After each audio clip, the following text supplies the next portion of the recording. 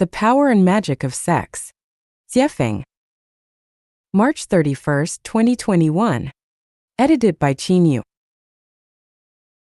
In the Bloodstream Sermon, Patriarch Bodhidharma said, "Nature, same as sex in Chinese, is Buddha. What propels society forward is sex. The universe is a dance of sex. The fulfillment of sex is the fulfillment of life and the fulfillment of the universe. In order for a person to become immortal, achieve enlightenment, and become divine, they must attain the fulfillment of sex." From the principle of Taiji, every life is polarized, either masculine or feminine. Only when the masculine and feminine unite can life become complete. The power of sex is immensely strong. It is impossible to transcend sex. It is self-deception. Sex possesses divine power and demonic power, which humans cannot control. Forcing control over sex will distort it and lead to sexual deviance. When sex is liberated, the world becomes peaceful, people become harmonious, and society becomes balanced and stable. Therefore, sexual freedom is both fundamental and ultimate freedom. Without sexual freedom, there is no personal freedom, no fairness or justice in society, and no possibility for individuals to become immortal, achieve enlightenment, or become divine. Thus, sex should bloom freely like wildflowers in the mountains and flow freely like rivers. Sex is amoral, therefore moral standards should not be imposed upon it. The following conclusions are derived from an insightful perspective on sex. They may be shocking, but I hope readers will not reject them based on outdated beliefs and moral standards. To determine their correctness, rational analysis and judgment should be employed. Respecting facts, examining them with a scientific spirit and logical abilities, and avoiding emotional reactions is crucial, as becoming emotional renders one unable to reason. The conclusion is as follows. Regarding anyone's sexual life and behavior, no matter how strange, bizarre, even absurd, or how promiscuous, licentious, immoral, or even deviant it may seem, as long as it does not harm others or society, as long as it is not forced and is willingly embraced by those involved, it should be tolerated and should not be condemned or even criminalized. For example, sexual intercourse between humans and animals, between a father and daughter, mother and son, grandparents and grandchildren, son-in-law and mother-in-law, and so on. For example, the fickleness of women and their involvement in multiple sexual relationships, the promiscuity of men and their involvement in multiple sexual relationships, and instances of infidelity within marriages, and so on. The myriad of unconventional sexual activities and patterns should be understood. Human society does not need to astonish or insult these individuals, nor should it hold them hostage to morality. I solemnly declare that I do not endorse the aforementioned sexual behaviors, but I can understand them. Those who have a full stomach have no idea how it feels to be hungry. The wealthy cannot truly experience the hardships and helplessness of the poor.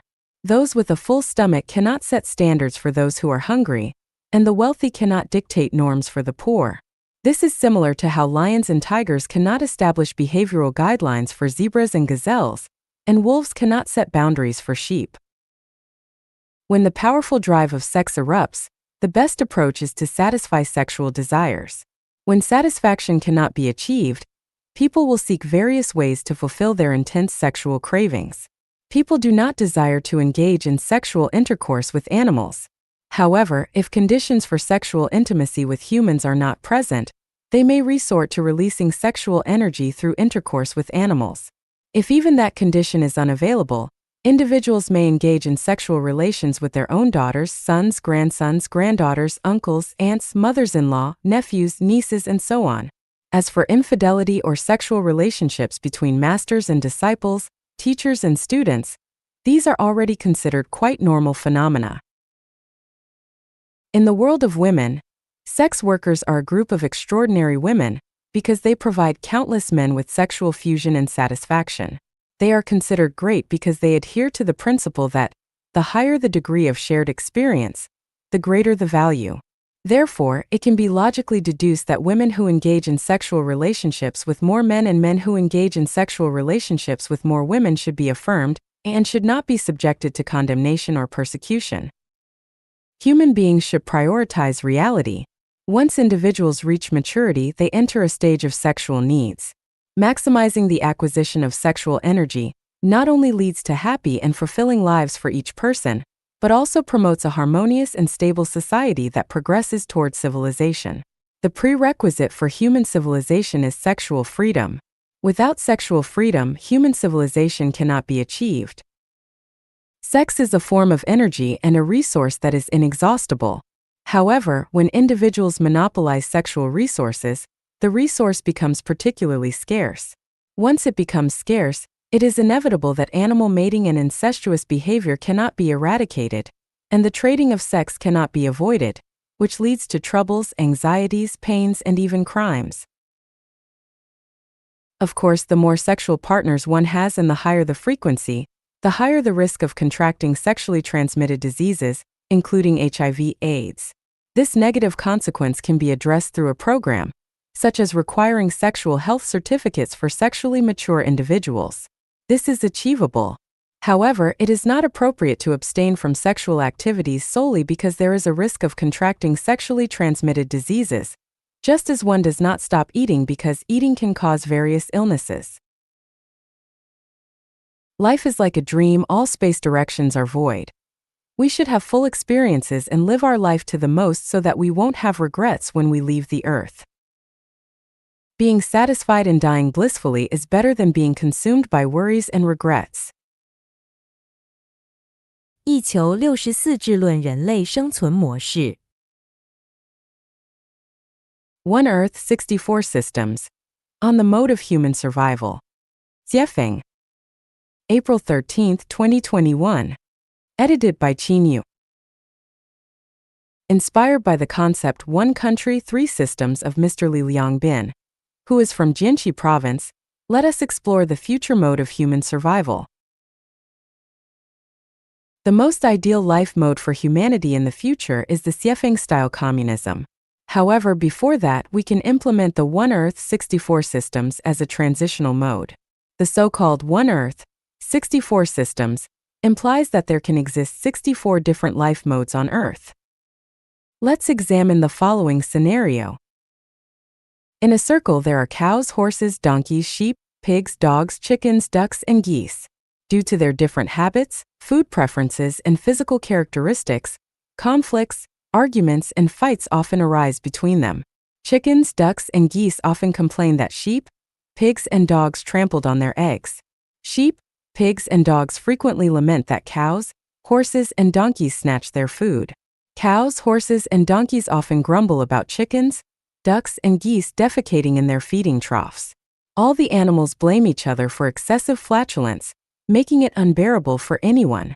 As a result, no one is leading a good life, and it becomes impossible to live under such circumstances. To solve the above problems, moral education is futile and ineffective. The best approach is to separate them and provide each animal with its own enclosed space, corresponding to their species. This way, we can avoid mutual complaints and torment.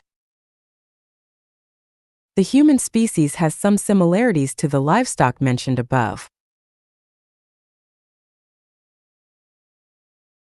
Some people prefer the capitalist way of life, while others prefer the primitive tribal lifestyle, socialism, communism, anarchism, democracy, dictatorship, rice, noodles, meat-based diets, vegetarian diets, monogamy, polygamy, or polyandry.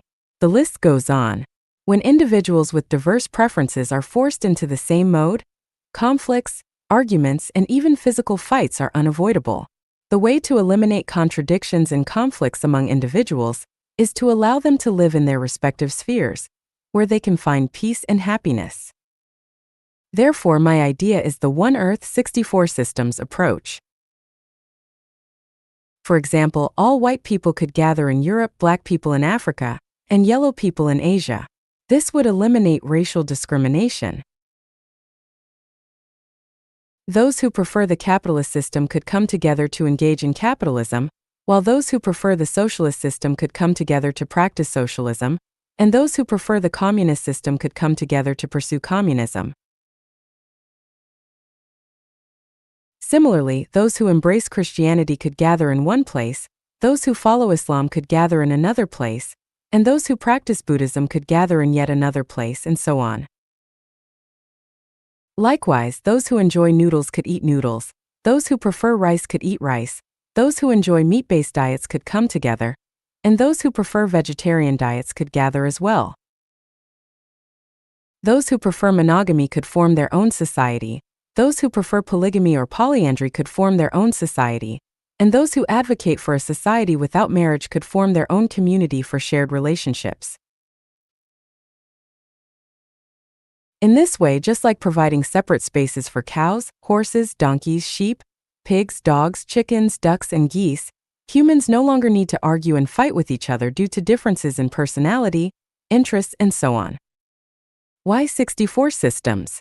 Because human survival requires 64 elements, and none can be omitted. Do you see it?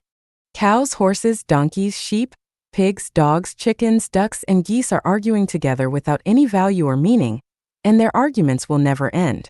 Arguments between humans are also without value or meaning. The best solution is to live our own lives according to our own preferences. Can the above ideals be realized? Certainly not, because those in power won't allow it. Therefore, this proposal is only meant to bring some amusement to everyone when they have enough to eat and drink and have nothing else to do. 把每件小事做完美，你就是非凡之人。Completing every little thing perfectly makes you extraordinary. Jiefeng. April 23, 2021. Edited by Qin Yu. As someone in their 60s, I have some life insights and experiences to share with young people, which will undoubtedly benefit you greatly. The most valuable insight and experience from my half-century of life is that by completing every little thing you do perfectly, you become an extraordinary individual, and your life path will only grow wider as you continue. What are the small things you should strive for perfection in? The answer is that every small thing you do each day should be worth doing perfectly. Here are some examples. When interacting with others, whether serving or cooperating with them, always make an earnest effort to bring joy and satisfaction to others. This is especially true when dealing with your superiors, elders, or those who excel in their careers. Let them know that you respect them and are willing to serve them. When performing tasks, never have even the slightest hint of complaints or half-heartedness. When collaborating with others, be willing to give more and enjoy less, making the experience comfortable and valuable for the other person. When interacting with your blood relatives such as parents, children, siblings, and other relatives, or with your spouse, in-laws, and their relatives, do not focus on personal interests. Instead, give your utmost effort to do things well to the best of your ability. Never expect rewards. Simply express your best qualities and make everyone feel secure and comfortable when they are with you. Most young people will work for private employers or become government employees as civil servants. Regardless of the character of your boss or immediate superiors, regardless of your salary and other benefits, and regardless of whether the working environment satisfies you or not, you should strive to perform the tasks you are engaged in to the highest possible level. Never think that you are working for your boss or the country, or that your efforts are not worth it. Either quit and leave or put your heart and soul into doing the job well. Whether in interpersonal relationships or in your work, always remember that there are one or several pairs of eyes constantly watching you. Even when you are alone, there are eyes watching. This is the secret I discovered after becoming a guide in Life Achanuan. Moreover, be aware that the people watching you are not those of lower or equal level to you. They are always more advanced and outstanding than you. They are the ones who determine whether your future will be smooth. If you fail to do small things well, your path will become narrower as you go. But if you excel in every little thing, your path will widen as you move forward. Every word spoken and every action taken by a person is recorded in the detention information space. Even if tens of thousands of years pass or the earth disappears, everything recorded in the detention information space will not disappear. Once a word is uttered or an action is taken, it is impossible to change it. Nowadays, the online world and platforms like WeChat provide a vast space for us to showcase our talents. However, we must be vigilant because every word we speak in the online world or in WeChat groups, etc., will influence our future. Every word and every action pave the way for our future. Speaking perfectly and doing every little thing perfectly paves the way to heaven, while speaking and acting in an ugly way paves the way to hell. As I said before, what information you input into the world determines what results the world will give you. Therefore, be cautious with every word you speak, and put your heart and soul into completing every little thing perfectly. Every word we speak and every action we take fully reflects our inner world and life qualities. It is important to be aware that sometimes a single word we speak or a small thing we do can change the trajectory of someone's life. All the words we say and the things we do collectively shape the trajectory of our lives. Extraordinary lives are those who complete every little thing perfectly. 不幸是生命旅途上转折的起点。Misfortune is the starting point of turning points on the journey of life. Jiefeng. January 9, 2022. Edited by Qin Yu.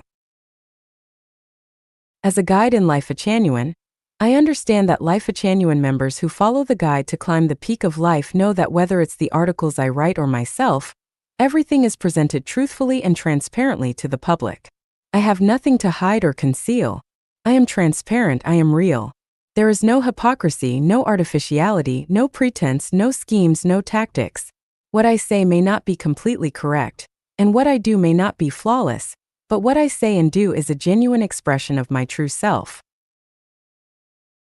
I speak out about the insights, experiences, and viewpoints I have gained on my journey of life, hoping that they may have some value as references. I experienced the years of hunger in 1958 and 1960 and almost starved to death. That was misfortune. However, the result of this misfortune is that I have found every meal I eat in my life to be delicious, whether it's the sour taste of Northern cuisine, the spicy taste of Central cuisine, or the sweet taste of Southern cuisine. Whether it's Chinese, Western, or African cuisine, they are all enjoyable. This is because I have a belief in my heart that simply having enough food to fill our stomachs in life is happiness. In 1980, I studied at Zhangjiago Geological Technical School, specializing in being a fitter. During one semester, I was assigned to the automotive repair workshop to learn car mechanics. The master had 2 apprentices, and one day the master asked his 2 apprentices to let me practice driving by taking the car to the school playground. The older apprentice explained to me how to operate the car, and then got out of the car. However, the younger apprentice grabbed the steering wheel and started the car, practicing without ever letting me drive. During the practice, students from the fitter class and mechanic class came to the playground for physical education, and the younger apprentice was driving in a reckless manner. It was unfortunate for me that the younger apprentice didn't let me drive, but this misfortune saved me from disaster. Every time I think of that scene sitting in the driver's seat on the school playground, watching the younger apprentice nervously practicing driving, I am grateful that fate didn't let me drive that day. If the person holding the steering wheel had been me instead of the younger apprentice, I could have driven and hit many classmates with terrible consequences. I might have been born with the qualities to become an official. During my primary school, middle school, technical school, college, and the first semester of university, I was almost always the class monitor. At the age of 18, I became the deputy secretary of a brigade managing 11 production teams. In 1984, I was designated as the director of the 3rd echelon in the geological hydrology 3rd team. In 1988, I was designated as the principal of a school for children of employees in the Geological Bureau. In 1992, I was designated as the director of a prospecting machinery factory. Unfortunately, I messed up all these positions because I didn't take those official positions seriously. Looking back today, this misfortune was actually a great blessing. If I had become an official at the time, according to what my wife said in 1993, I would have already been the governor of Gansu province. If that were the case, there would be a 90% chance that I would have become a corrupt official and could have ended up in prison. Even if I didn't end up in prison, my name would certainly be infamous throughout history. In 1994, while I was abroad, the official's vehicle broke down. I was asked to drive it to Blavoy, more than 200 kilometers away, for repairs. As I was the translator, no one else could handle it. The owner of the repair shop was a white person who said it would take 3 days to fix the car. So I handed the car over to the repair shop and returned to the base. However, that evening, I was subjected to the official's insults. He wanted me to fix the car and bring it back the same day.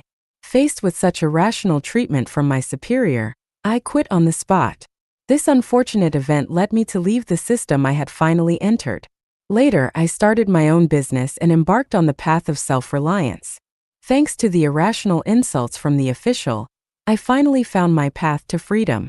At a time when there were very few private cars in China, I already had a sedan and a van, and I was living in a spacious villa with a front and backyard and a swimming pool. I employed 2 people to maintain the garden and clean and wash clothes for me. Over 20 years ago, I had a car accident, an unfortunate event. However, it was that car accident that became a major turning point on my journey of life, completely changing the trajectory of my life and leading me onto the way of the greatest creator, finding the way to heaven. In China, due to the establishment of Life Genuine and the second home, I faced suppression from the government. Over 10 communities were destroyed. This was misfortune. But precisely because of these misfortunes, I was pushed to Canada. In Canada, the land is vast, and I live on 40,000 square meters of private land. According to my friends, where I live is a mansion with 10 bathrooms, 2 washrooms, and 6 showers. I enjoy a peaceful, harmonious, and secure heavenly life.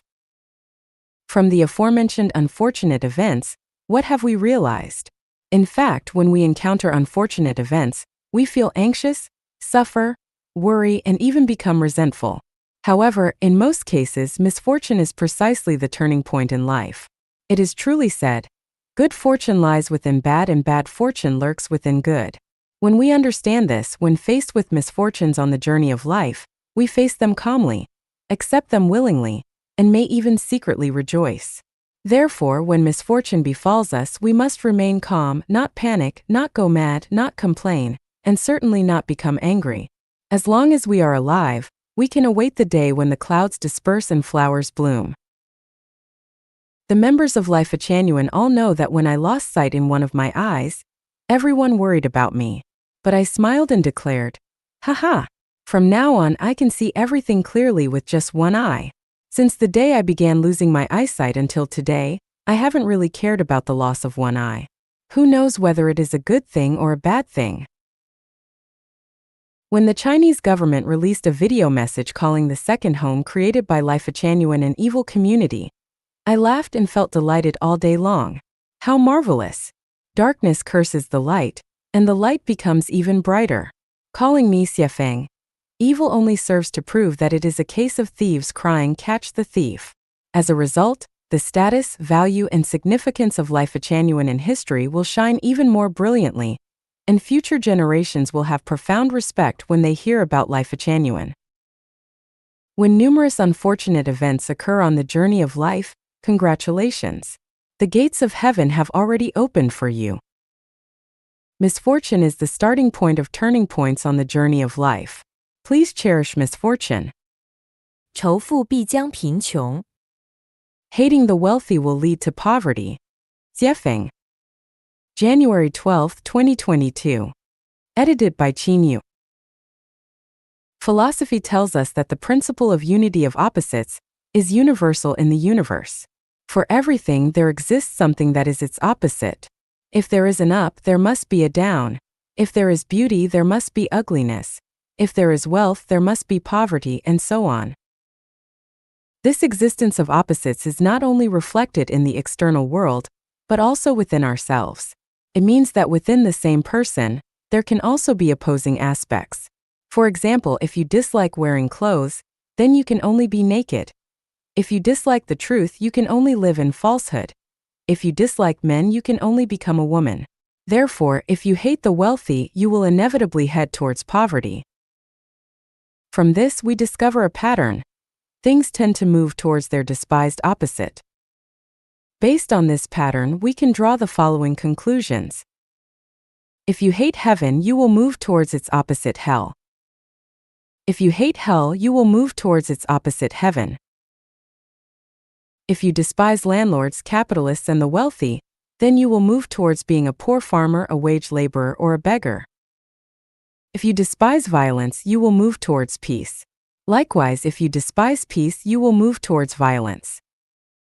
If a country eliminates all the rich people, that country will inevitably move towards poverty.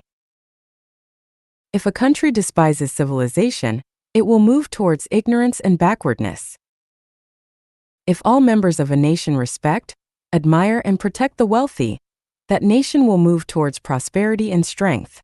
On the contrary, if everyone discriminates against, insults, and suppresses the wealthy, that nation will move towards poverty, backwardness, and weakness. Likewise, if a nation, a country, despises nations and countries that are wealthier and more civilized than itself, that nation and country will inevitably move towards poverty, isolation, backwardness, ignorance, and barbarism. From this we can draw another conclusion: you will move towards what you like. If you like cleanliness and tidiness, you will get rid of filth and messiness. If you like wealth, you will overcome poverty. If you like saints, you will transcend being a laity or mortal. If you like freedom, you will break free from the shackles of slavery. If you like heaven, you will escape the engulfment of hell. Our reality is created by our consciousness. A consciousness of poverty can only create a reality of poverty, and only a consciousness of wealth can create a life of abundance. Just look at Israel and Japan, and then look at Zimbabwe and Venezuela. The logic is evident. Do you want to live in heaven? If so, you must first have the consciousness of heaven. How can you have the consciousness of heaven? Take a look at my descriptions of the 1,000-year world, 10,000-year world, and the Elysium Celestial Islands continent. With those descriptions, you can have the consciousness of heaven. If you don't believe in my description of heaven, then look at the production and living scenes in the real second home on earth. They can also nurture the consciousness of heaven. Without the consciousness of heaven, no matter how much you practice or strive, you will never reach heaven. In conclusion, hating the wealthy will lead to poverty. Consciousness determines one's present situation and future. 如何走出痛苦？ How to break free from suffering. 解放. January 15, 2022. Edited by Qin Yu. Feeling uncomfortable, depressed, troubled, anxious, worried, fearful, disappointed, and hopeless are forms of suffering. Suffering originates from three aspects: physical, mental, and spiritual. Physical pain can be endured and healed, and spiritual pain can be eliminated by establishing faith in the greatest creator. However, suffering arising from the mind is difficult to overcome and dissolve. Mental suffering stems from a lack of freedom, whether it be physical, mental, financial, or in one's actions. Any form of restriction on freedom can lead to mental anguish. Therefore, the core root of mental suffering lies in the inability to experience freedom. To break free from mental suffering, the first step is to identify the root causes that lead to such suffering and eliminate them, thereby allowing mental suffering to disappear. How can we find these causes? Start from the closest and move towards the farthest. Because the closer something is, the more likely it is to cause suffering, while the farther away it is, the easier it is to bear the resulting pain. Starting from the closest, the people who have a close relationship with oneself are likely to be the source of mental suffering. Spouse, parents, children, siblings, relatives, neighbors, colleagues, friends, superiors, subordinates, teachers, masters, partners, fellow practitioners, etc. Moving towards the farthest, factors that cause mental suffering mainly come from thieves, bullies, hooligans, gangs, families, tribes, extremist groups and organizations, nations, states, governments, political parties, and religions, etc. For example, restrictions on physical freedom mainly come from marital relationships, restrictions on mental freedom mainly come from political parties and religions, restrictions on financial freedom mainly come from relatives and market monopolies, and restrictions on freedom of movement mainly come from the machinery of the state. When faced with suffering, moral education and preaching from sages and religious doctrines hardly have any effect. Spiritual practices and inspirational quotes may temporarily numb the pain. So-called spiritual cultivation and chicken soup for the soul are merely scratching the surface, and the fundamental solution lies in rebuilding the order of human production and life. The measures and pathways to completely eliminate individual and human suffering are as follows. Eliminate marriage and dissolve families. Political parties should not be involved in government management. Religion should not participate in government affairs. Open borders among countries and allow people to freely move and migrate. Promote the production and life mode of the second home of Life Genuine. All global citizens move towards the era of Life Genuine. I have prepared the path for the happiness of all humanity, from theory to practice. The future form of human society will neither be a legalistic form like the United States nor a rule by man like China. Instead, it will be a holographic way guided by saints and managed by sages. At that time, the state of society will be, the talented will be put to good use and the whole world will be one family. No one will pocket anything found on the ground and doors are not bolted at night. The young being well educated and the old being looked after properly. People fully display their talents and resources are fully utilized. Everyone fulfills their responsibilities, living in peace and prosperity. The world will be harmonious, with favorable weather conditions, thriving industries, wealthy and abundant, and suffering will disappear forever from now on. 走出思维迷思一 How to break free from mental fallacies, Part 1. Jiefeng. March 2, 2022. Edited by Qin Yu. Those who focus on the outcome of life are the most unfortunate, while those who enjoy the present are the most carefree. Many people tend to weigh the pros and cons, look ahead, and consider all the possible obstacles and difficulties before making plans or decisions. I want to say that this is a mental fallacy and a mindset that leads to a pessimistic life. For example, if a couple planning to get married knows that they will divorce 10 years later, they might choose not to get married at all, and even if they do get married, their days will not be as sweet. On the other hand, if they are unaware of the future divorce, they can experience a period of sweetness and enjoy a wonderful time during their love and marriage. Suppose Life Genuine had informed all the Chanyuan Celestials before creating the second home that no matter how many communities we build, they will eventually be destroyed by the government. In that case, would Chanyuan Celestials still have the enthusiasm and passion to create numerous communities? Would they still put meticulous effort into building beautiful and magnificent communities? Of course not. If the results were not revealed in advance, Chanyuan Celestials would wholeheartedly and passionately create communities, even if they were eventually destroyed. What would be the significance in that? Now I ask, are there any Chanyuan Celestials who regretted their decision to participate in the creation of communities? I speculate that there isn't a single one. Why is that? It's because we have experienced a way of life that 99% of humanity has never experienced during the process of creating communities. Through first-hand experience, we have come to know the existence of the 1,000-year world, and from there we can deduce the existence of the 10,000-year world and the Elysium Celestial Islands continent.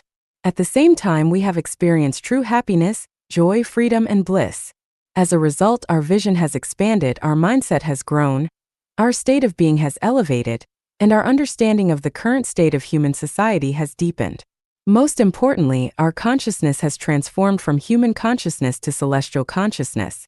This is a leap in life, a transformation, and an adventure on the glorious journey of life. Therefore, I speculate that no Chanyuan Celestial regrets immersing themselves in the life of creating communities. Therefore, we come to a thinking conclusion. Engage in life, engage in creation, but do not dwell on the difficulties that may arise during the process, and do not ponder over the outcome, because the outcome is within the process itself. If the process is beautiful, life will be more meaningful, and the result of life is bound to be beautiful. So, do not pursue the outcome of life, for the outcome of life is death. What we pursue is the result of life. When life is elevated, no matter how the process of life unfolds, it will be meaningful and valuable. Even if the government repeatedly destroys the communities we have built, We have already obtained what we were meant to obtain and will never regret it. Look at the historical figures.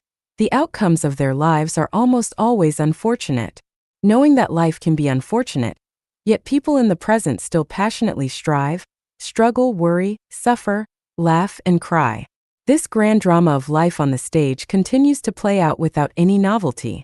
Those who understand this truth live extraordinary, romantic, carefree lives, while those who do not understand this truth not only lead unfortunate lives, but also face even more unfortunate outcomes in life. This is called awakening, also known as enlightenment. 走出思维迷思。2.